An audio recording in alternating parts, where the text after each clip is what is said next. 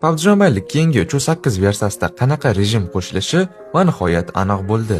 Bu safar Titanlar jangi, ruschada Ataka Titanov animesi bilan katta hamkorlik bo'lar ekan. Yangi rejim animedan deyarli farq qilmaydi. Animedagi binolar event ko'rinishida bo'ladi va zo'r tomoni siz o'z personajingizni bahaybat titanga aylantira olasiz ekan. Shuningdek, titanlarga qarshi ishlatiladigan maxsus devorga tirmashadigan moslama va lezgiyasi ham qo'shilar ekan.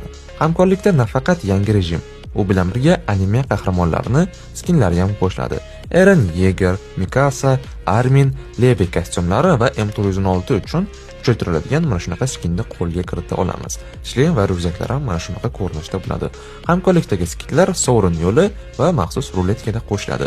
Xullas, keyingi sezonda qiziqarli anime rejimi bizni kutmoqda. Tez orada 3.8 beta versiyasi chiqsa, batafsil o'ynab, aniqroq ma'lumotlarni sizlarga ko'rsatib beraman. Animeni multfilmga qiyoslaydiganlar adashasiz, bu animeni syujeti uncha-muncha kinolardan ham qiziq va zo'r qilib ishlangan.